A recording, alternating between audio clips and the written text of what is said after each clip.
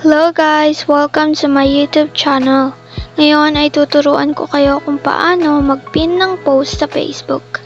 So una, pindutin ang ating Facebook app.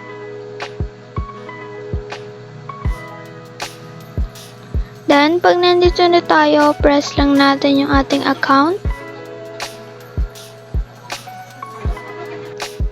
Then, pag na-press na natin, scroll down lang tayo. And pag nakita na natin yung gusto nating ipin, pindutin lang natin yung 3 dots. And pindutin lang natin yung pin post. So, as you can see, is may nakalagay na pin dito sa post natin. Yun lang guys, ganun lang naman kadali gumawa ng Facebook page. Thanks for watching. Subscribe me for more videos like this.